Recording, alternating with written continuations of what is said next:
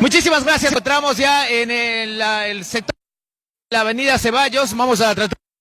Alexis Sánchez. Alexis, ¿cómo está? Bienvenido a Índigo Channel y Ambato en línea. Un abrazo, muchísimas gracias. Cuéntenos, ¿cómo afecta esto al pueblo desde su perspectiva? Bueno, un saludo a todos quienes miran este canal que está creciendo mucho y les auguro mucho éxito. Bueno, verdaderamente es un golpe brutal para la economía, especialmente de la clase media y la clase pobre. La gasolina es el impuesto más agresivo que hay porque se incrementa la gasolina y se incrementa absolutamente todo. Se incrementa el transporte, pero el transporte de los bienes, de los productos, de la materia prima, absolutamente es una cadena perniciosa, es una cadena agresiva que verdaderamente perjudica grandemente a la economía. Esta duplicación, en el caso del diésel hablamos del 130% de incremento. En el caso de la extra, si sumamos al incremento anterior, hablamos de un 80%. ¿Qué cabe esperar? Que los pasajes se dupliquen, se tripliquen, nuestros artículos de primera necesidad, absolutamente todo. Es decir, es una cadena trágica, la verdad, que no podemos permitirlo. ¿Y cuáles son los argumentos para incrementar la gasolina? Se dice que tenemos que ponerla a precios internacionales. Yo pregunto, ¿nuestros sueldos están a precios internacionales? ¿Por qué comparar el precio de la gasolina con países que no producen petróleo con nosotros los ecuatorianos que sí producimos? Algún beneficio debe tener el pueblo de que somos un país petrolero. Ahora se han cambiado los contratos petroleros y se ha vuelto al revés. Ahora más del 80% de todo lo que producimos va al bolsillo privado de las petroleras. Por parte del presidente se comparó a Venezuela, que es el único que subsidia la gasolina. No es cierto. En Venezuela existe un subsidio total de la gasolina, lo cual no está bien, obviamente. Se tiene que cobrar por la gasolina. La gasolina de Venezuela era la más barata del mundo y con la crisis inflacionaria ese precio se licuó, es decir, desapareció. En Venezuela le están llenando los tanques de gasolina y no tienen cómo cobrarle, le dan gratis. Obviamente eso no puede permitirse en una economía. Pero a ver, el presidente dice que no hay subsidios en el resto de países, no es cierto. Hay muchos países que son productores de petróleo que tienen precios balanceados, porque insisto, el subsidio es un mecanismo de ayudar a los que menos tienen. Pensemos en las medidas del día lunes. Se duplica el precio de la gasolina, golpe al pueblo y a la clase media, pero también se disminuyó el impuesto a la salida de capitales. ¿A quién beneficia eso? A los grandes potentados de este país. Se eliminó la declaración anticipada del impuesto a la renta. Eso permite la evasión fiscal. Significa, ¿para quién gobierna este gobierno? Para los ricos, para los grandes empresarios, para los importadores, para los exportadores, para aquellos especuladores económicos, para aquellos que manejan esos famosos capitales golondrina que se llaman. Así es que el pueblo ecuatoriano es hora de que salga a las calles, de que no permitamos más tanto abuso.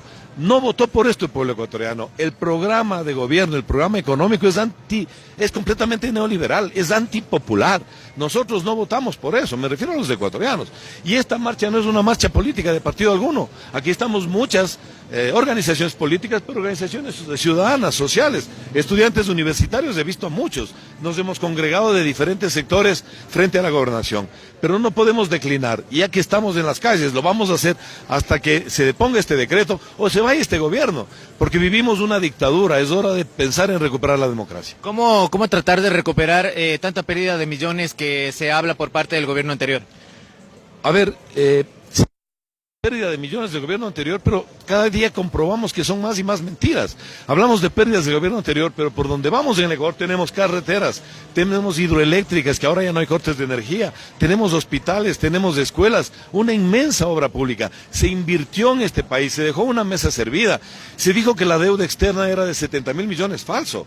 Ellos mismos lo reconocen ahora que no superó los 40.000 y en 2 años de gobierno de Moreno nos endeudan 14.000 millones de dólares y no vemos una sola obra. ¿Cuáles son las obras de este gobierno? Borrar el logotipo de Ecuador Ama la Vida, que era una marca país, y poner un árbol de las mentiras. Eso es lo que hace este gobierno mitómano, mentiroso. Aquí manda la banca, la oligarquía, manda la embajada norteamericana. Hemos perdido nuestra soberanía, ya no somos un país digno. El Fondo Monetario es el que nos dice qué es lo que tenemos que hacer en política económica. Esto no puede seguir así. ¿Cómo solucionar este problema de la falta de recursos? Ahora se quitó el subsidio a la gasolina. ¿Cómo tratar de tapar esa recopilación de dinero? Pero miren, son déficits presupuestarios que ellos mismos lo generan. Por un lado, suben la gasolina de los 4.500 millones de dólares que se perdonó a los deudores de la banca, de las petroleras. Es decir, este gobierno perdona las deudas a los ricos y castiga a los pobres. Eso es lo que hace el gobierno de Moreno. No podemos permitirlo. Nos tienen con el cuento de que deudas contraídas, de que el gobierno anterior, falso. ¿Acaso este señor Moreno no fue vicepresidente durante 6 años?